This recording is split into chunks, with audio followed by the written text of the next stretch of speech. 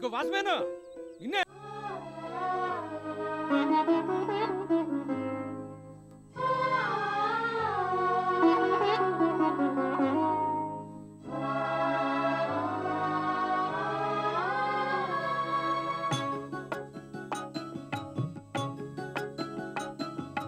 యుగ యుగాలుగా ఎగిరిపోని గంధం, కాలదోషమే పట్టని కమ్మని గ్రంథం.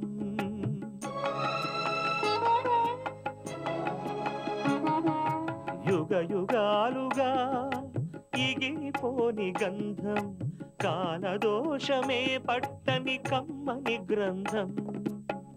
బదులే కోరని పవిత్ర బంధం, ఇది అన్నా చెల్లెళ్ళ అనుబంధం. అనుబంధం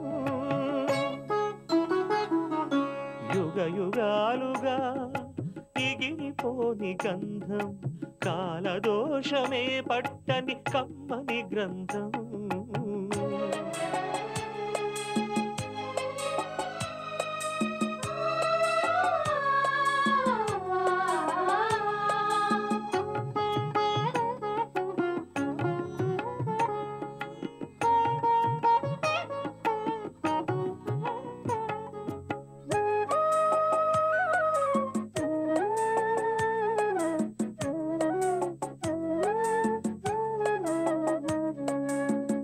అంబలితానై కంబళితానై పెంచేటి అన్నా,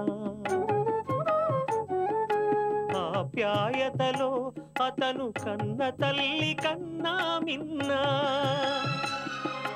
హృదయమే ప్రమిదగా అనురాగపు సమిధగా, హృదయమే ప్రమిదగా అనురాగపు సమిధగా వెలిగించెను చెల్లి రూపం, తన కంటి దీపం.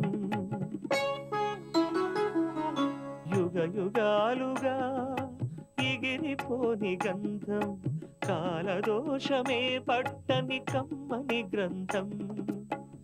బదులే కోరని పవిత్ర బంధం, ఇది అన్నా చెల్లెళ్ళ అనుబంధం.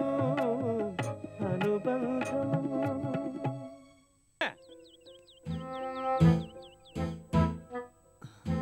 ఏటట్టా చూస్తావు? నేనే. బాగున్నావా? ఏటి డ్యూటీ మానే సిటుపక్క తిరుగుతున్నావు? మా రాంబాబు ఎట్టా ఉన్నాడు?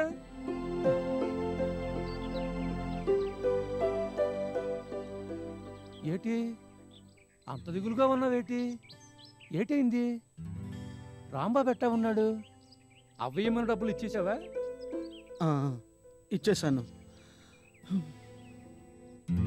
ఏటి అట్టా మాట్లాడుతున్నావేటి? ఎటుంటో బాగాలేదా? ఒంట్లో బాగానే ఉంది, మనసే బాగోలేదు. ఏటి విచిత్రంగా మాట్లాడుతున్నావేటి? అసలు ఏటైంది నీకు? అసలు నీ సంగతి అట్టా ఉంచు. మా రాంబాబు ఎట్టా ఉన్నాడో ముందు అది చెప్పు.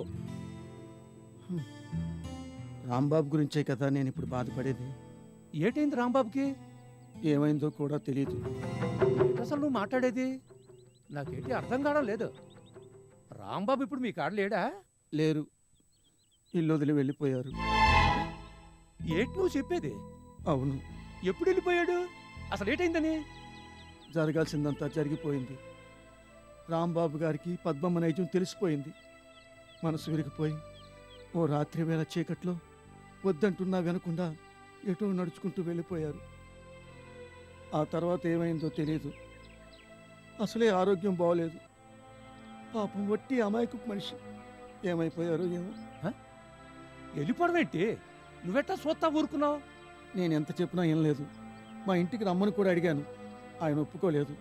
నేను ఇంకా అంతకన్నా ఏం చేయగలను? నువ్వు బలేటోడివే. ఈ విషయం నాకు ఇప్పటిదాకా ఎందుకు చెప్పలేదు? నాతో ఒక్క ముక్క చెప్పుంటే రాంబాబు కోసం నేను ఎతికేవాడిని కదా. ఇట్టా జరుగుద్దని నాకు ఎప్పటి నుంచో తెలుసు. అవ్వ బతికుండగానే మా గుడిసికాడికి వచ్చిమని రాంబాబుకు సెలక్కి చెప్పినట్టు చెప్పాను. ఇరిపించుకుంటేగా. ఇదిగో ఇప్పుడు చూడు ఎట్టా అయింది. దిక్కులేనిలాగా ఏడ తిరుగుతున్నాడో ఏమో. అసలే మొహమాటం మడిసి జబ్బు కూడా చేసింది. ఎటైపోయాడో ఎటు వెళ్ళాడో అయితే అయితే ఇందాక రాజాగాని రాంబాబుని చూడలేదు కదా. రాజా చూడడం ఏంటి? అదంతేలే. ఈ జట్కా బండి రాంబాబుదే. రాంబాబుని ఏడ చూసినా మా రాజా గుర్తుపడతాడు. ఆయన కొత్తగా ఈ ఊళ్ళో దిగినప్పుడు కూడా రోడ్డు మీద ఒక్కసారి నిలబడిపోయి ముందుకెళ్ళని మొరాయించాడు. ఇయ్యాల కూడా అట్టాగే చేశాడు. అయితే రాంబాబు ఇప్పుడు ఏడో ఉండుంటాడు, అనుమానం లేదు. లేకపోతే రాజా ఇట్టా నడి బజార్లో నిలబడిపోడు. అంటే నువ్వు ముందు జట్కా ఎక్కువ, నీకు వివరంగా చెప్తాను. రాంబాబుని తొందరగా ఎతకాలి. ఆ. ఆ. ఆ. ఆ.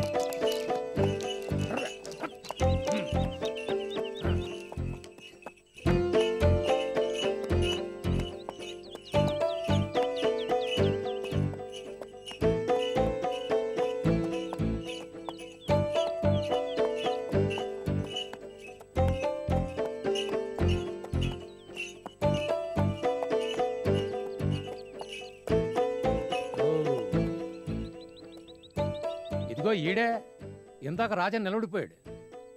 ఉండి చెప్తాను.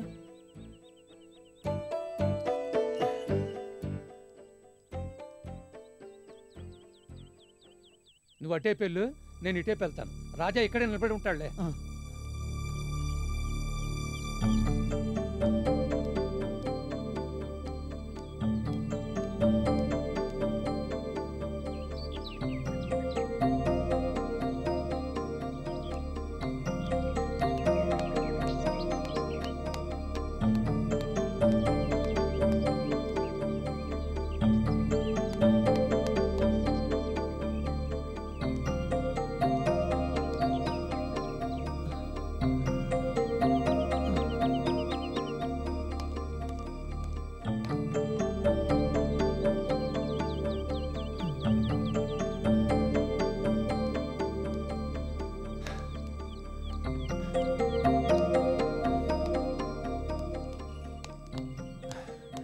రాంబాబు నీకు కనపడలేదు కదా? లేదు.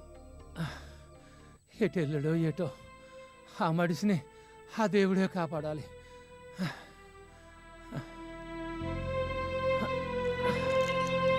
నువ్వెటు పోవాలి? ఇక్కడ దగ్గరలోనే మా ఇల్లు, నువ్వు వెళ్ళిపో. ఒకవేళ రాంబాబు గారిని ఎప్పుడైనా మళ్ళీ ఏడన్నా కనిపిస్తే వెంటనేమో బస్తీకి వచ్చేయమన్నానని చెప్పు. ఆ బాబు కోసం నేను ఈ కళ్ళతో ఎతుకులాడుతున్నానని కూడా చెప్పు. అర్థమైందా? సరే.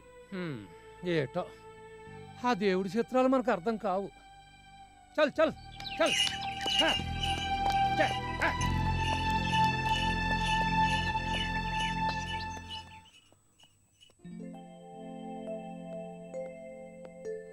మీరిందాక స్నానాల గదిలో ఉన్నప్పుడు మీకోసం ఫోన్ వచ్చిందమ్మా. ఫోనా? ఎవరు? అయ్యగారా? కాదమ్మా, మరెవరు? కమలమ్మ గారంటమ్మా. రాంబాబు గారి గురించి మీతో మాట్లాడాలన్నారు. మీరు స్నానాల గదిలో ఉన్నారన్నాను. వచ్చాక ఇట్లా ఫోన్ చేసినట్టు చెప్పమన్నారు. వీలైతే ఫోన్ చేయమన్నారు. అంటుంది. ఆవిడగారిదేం పోయింది? ఆవిడకంటే వేరే పనులేవీ లేవు. 24 గంటలు ఆయన చేసే. నాకలా కాదు కదా, 190 పనులు. వెళ్ళు. నువ్వు వెళ్ళి నీ పని చూసుకో. ఇంకెప్పుడు ఆ కమల ఫోన్ చేసినా నేను ఇంట్లో లేనని చెప్పేసే. అలాగేనమ్మా. ఆయన గారు వదిలిపోయినా ఈవిడింకా నా ప్రాణాలు తోడేస్తూనే ఉంది. ఏం మనుషులో ఏంటో. చిచి.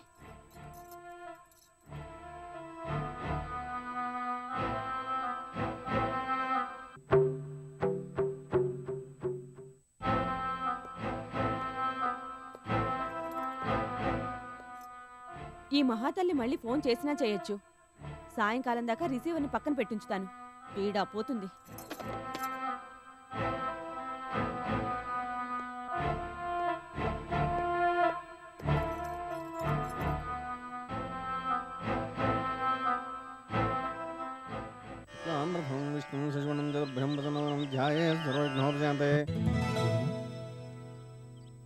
అయ్యో, ఎవరిది?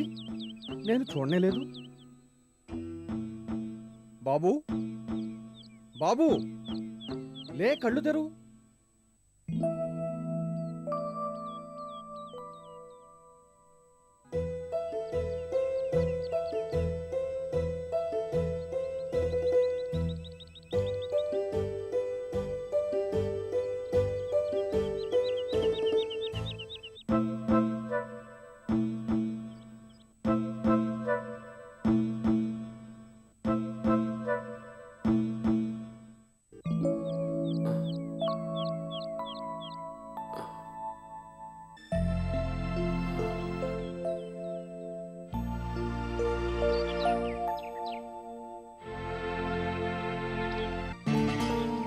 ఎవరు బాబు నువ్వు? ఒంట్లో బాగుండలేదా?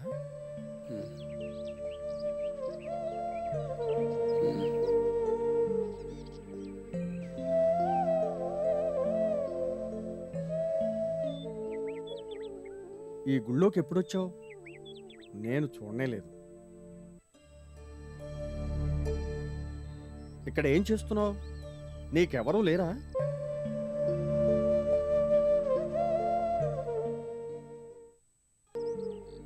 బాధపడకు. దిక్కులేని వాళ్ళకి ఆ దేవుడే దిక్కని అంటారు. నువ్వు ఆ దేవుడి సన్నిధిలోకే వచ్చావు. ఆయనే అన్నీ చూసుకుంటాడు. బాధపడకు. నిన్ను చూస్తుంటే 2 రోజులుగా ఏమీ తిన్నట్టు లేదు. పలహారం తెస్తాను, కాస్త ఎంగిలిపడు.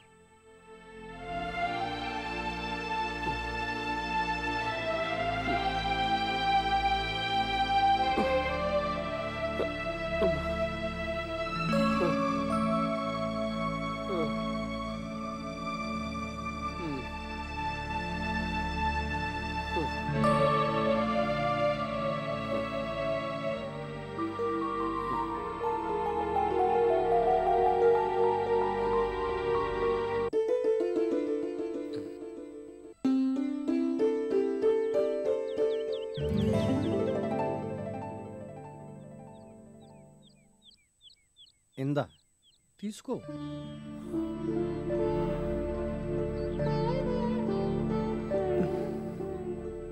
ఏంటయ్యా ఆలోచిస్తున్నావు? ముందు కాస్త తిను.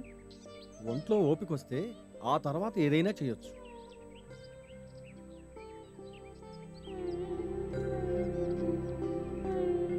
లోపల ఇంకా పలహారం చాలా ఉంది.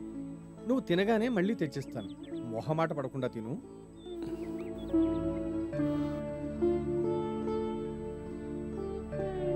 ముందు తిను.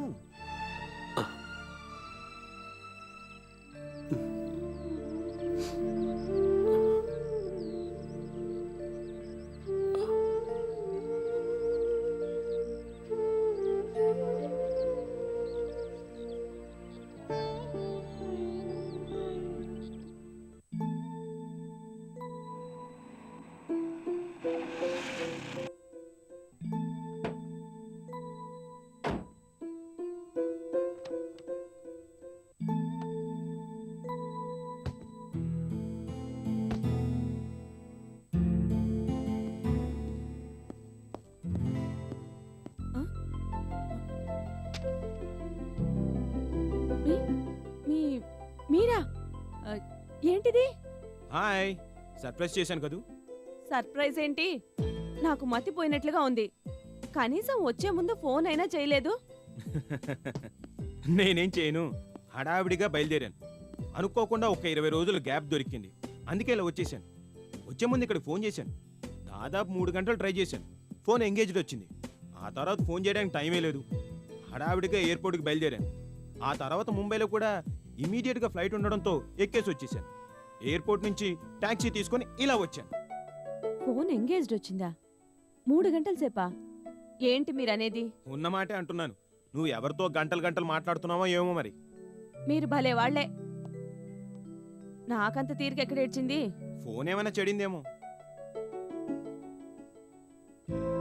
ఈ మహాతల్లి మళ్ళీ ఫోన్ చేసినా చేయొచ్చు. సాయంకాలం దాకా రిసీవర్ని పక్కన పెట్టించుతాను. పీడా పోతుంది.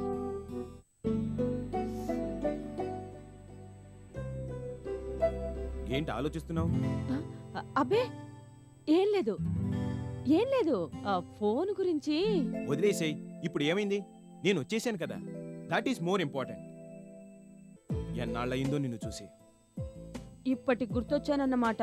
ఇప్పటికైనా గుర్తొచ్చావు, సంతోషించు. అయ్యగారికి ఇప్పటికైనా దయ కలిగింది, అంతే చాలు. నేను చెప్తున్నాను కదా, 20 రోజులు గ్యాప్ దొరికింది, అందుకే వచ్చేసాను. అయితే మళ్ళీ వెళ్ళిపోతారా అనే కదా అర్థం. అయితే మీకు తీరిక దొరికింది కాబట్టి ఇలా వచ్చారు, కానీ నా మీద ప్రేమతో కాదన్నమాట.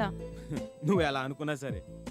అవునులేండి, ఆ దేశానికి పోయాక మమ్మల్ని మర్చిపోయారు. అడపాదడపా నేను ఫోన్ చేయడమే గాని మీరెప్పుడైనా నాకు ఫోన్ చేశారా? నా గురించి పట్టించుకున్నారా? కోప్పడుకోయ్. అక్కడ పనులు నీకు తెలిసినవే కదా, ఒక్కడే అన్నీ చూసుకోవాలి. ఇంటి దగ్గర కూడా ఎవరి సాయం ఉండేది కాదు. నీకు తెలియందేముంది? ఆ చాలు చాలు, వంకలు మాత్రం బోల్డ్ అని చెప్తారు. అయినా అంత తీరిక లేని పనులేంటో. అవన్నీ నీకు ఇప్పుడు చెప్పినా అర్థం కావు కానీ ఏంటి విశేషాలు? వేణువేడి? స్కూల్కి వెళ్ళాడు. మీరిలా వస్తున్నారని తెలిస్తే ఇవాళ ఇంట్లోనే ఉండమనేదాన్ని. చెప్పే కదా అనుకోకుండా హడావిడిగా వచ్చేసానని. ఇన్నాళ్ల తర్వాత నేను తిరిగి వచ్చానని సంతోషించకపోగా ఈ చిరాకులు పరాకులేంటి? బాగా తలనొప్పిగా ఉంది. The journey was very tiring. కాస్త కాఫీ ఇప్పించవాయి. మీరలా కూర్చోండి.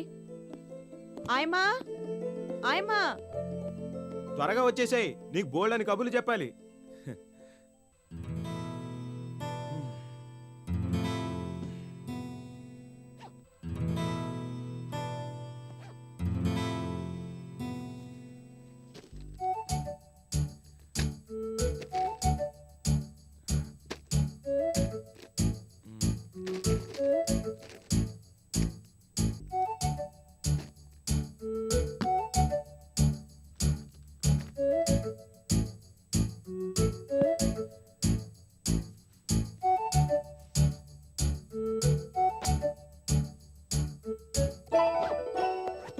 ఆయమ్మకి చెప్పాను కాఫీ కలుపుకొస్తుంది. సరే, నువ్వు ముందు ఇవి చూడు. వేణు కోసం అని బయలుదేరే ముందు హడావిడిగా కొన్నాను. బాగున్నాయా? బానే ఉన్నాయి కానీ సైజు వాడికి సరిపోతాయా? అడిగే కొన్నాను, ఫ్రీ సైజ్ అని అన్నారు. వాళ్ళు అలాగే చెప్తారు.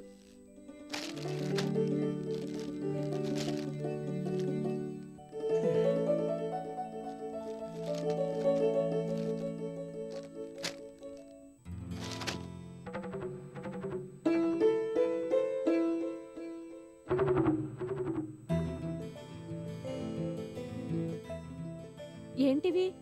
ఇవన్నీ మీకోసం తెచ్చుకున్నారా? కాదు, నా కోసమైతే ఇక్కడికి ఎందుకు తెస్తాను? ఎలాగో 20 రోజుల్లో తిరిగి అక్కడికి వెళ్ళిపోతున్నాగా. మరైతే ఇవెవరికి? ఇంకెవరికి? మీ అన్నయ్యకి. అన్నయ్యకా? అవును, మళ్ళీ సర్ప్రైజ్ చేశాను కదూ. మీ అన్నయ్యకి నచ్చ చెప్పి ఈ బట్టల్ని వేసుకునేలా చేద్దామని అక్కడే అనుకున్నాను. You know, he really looks very handsome in these clothes. ఈ గడియారం, ఈ చైన్ కూడా ఆయనకే. I know heal feel very happy seeing them. నేను ఇక్కడ ఉన్నప్పుడే ఒకరోజు మీ ఊరు వెళ్ళొద్దాం. మీ అన్నయ్యని కలిసి ఇవన్నీ ఇద్దాం. ఇవన్నీ నిజంగా మా అన్నయ్యకే తీసుకొచ్చారా? అవును, ఏ? అబ్బే ఏం లేదు, ఏం లేదు. అంటే అది మీ అన్నయ్య సంగతి నేను మర్చిపోతాను అనుకున్నావు కదూ. నెవర్. ఇంతకీ మీ అన్నయ్య ఎలా ఉన్నాడు? ఈ మధ్య ఊరు నుంచి ఉత్తరాలు ఏమైనా వచ్చా? అది అది అన్నయ్య బానే ఉన్నాడు, ఊళ్ళోనే ఉన్నాడు. గుడ్. ఈ వీకెండ్లోగా ఎప్పుడైనా టైం చూసుకొని అక్కడికి వెళ్ళొద్దాం. అది అది ఏంటో మీరు సడన్ గా వచ్చేసారు కదా, ఆ కంగారులో ఏదో చెప్పేస్తున్నాను. మా మా అన్నయ్య అసలు ఊళ్ళో లేడు, ఎక్కడికి వెళ్ళాడో కూడా తెలీదు. అదేంటి? అవును, ఎవరికీ తెలీదు. ఆ మధ్య ఊరి నుంచి ఉత్తరం వచ్చింది. ఏదో పని మీద అన్నయ్య పక్క ఊరికి వెళ్ళాడట. దాదాపు 2-3 నెలలు అవుతోందట. అక్కడి నుంచి తిరిగి రానేలేదట. ఎట్టెళ్ళాడో ఏమైపోయాడో అంటూ 2 నెలలుగా నేను మదన పడుతున్నాను. అదేంటి? ఎక్కడికి వెళ్ళాడో మీ ఊళ్ళో ఎవరికీ తెలీదా? తెలీదనేగా చెప్తున్నాను. అన్నయ్య ఎప్పుడు ఇలా చేయడు. అందుకే నాకు ఒకటే కంగారుగా ఉంది. అలాంటప్పుడు నువ్వు ఇక్కడెందుకున్నావు? మీ ఊరికి వెళ్ళి వివరాలు కనుక్కునే పని కదా. అది అది వెళ్దాం అనుకున్నాను. కాదు కాదు, వెళ్ళాను. ఏంటి పద్మ, ఏమైంది నీకు? అబ్బే ఏం లేదు. చెప్పా కదా, మీరు సడన్ గా ప్రత్యక్షమయ్యేసరికి నాకంతా అయోమయంగా ఉంది. నేను మా ఊరు వెళ్ళాను. అసలు మా ఊరేంటి, అన్నయ్య వెళ్ళాడనుకున్న పక్క ఊరికి కూడా వెళ్ళాను. చుట్టుపక్కలంతా ఎంక్వైరీ చేశాను. ఎక్కడా అన్నయ్య కనిపించలేదు. ఎవరూ తన గురించి చెప్పలేకపోయారు. దాంతో చేసేదేమీ లేక ఇక్కడ వేణు ఒంటరిగా ఉన్నాడని తిరిగి వచ్చేశాను. ఎప్పటికైనా అన్నయ్య ఇక్కడికి గాని ఊరికి గాని తిరిగి రాకపోతాడా అని అనుకున్నాను. అసలు ఏమైందో ఏంటో, అన్నయ్య ఇంతకు ముందు ఎప్పుడూ ఇలా చేయలేదు. ఏంటో నువ్వు చెప్పేది నాకంతా అయోమయంగా ఉంది. మీరిలా సడన్ గా రావడం నాకు అంతకన్నా అయోమయంగా ఉంది. అయినా ఆ సంగతులన్నీ పక్కన పెట్టండి, మీ విషయాలు చెప్పండి. మీ అన్నయ్య కనపడకుండా పోతే ఇలా తాపిగా ఎలా ఉండగలుగుతున్నావు? చెప్పా కదా నేను వెళ్ళి వెతికొచ్చానని. అంతకన్నా ఎవరు మాత్రం ఏం చేయగలరు? అయినా మా అన్న ఏం పసిపిల్లాడా దారి తప్పి ఎటన్నా వెళ్ళిపోవడానికి? ఏదో అత్యవసరమైన పని మీద ఎటో వెళ్ళుంటాడు. రావడం ఆలస్యమైంది అంతే కదా. ఎప్పుడో ఒకప్పుడు తిరిగొస్తాడు. కనపడలేదని చాలా రోజులు కంగారు పడ్డాను. కానీ దీనివల్ల ప్రయోజనం ఏముంటుంది? అందుకే ఆ దేవుడి మీద భారం వేసి ఊరుకున్నాను. ఏ మా అన్నయ్య మీద మీకున్నపాటి ప్రేమ నాకుండదా?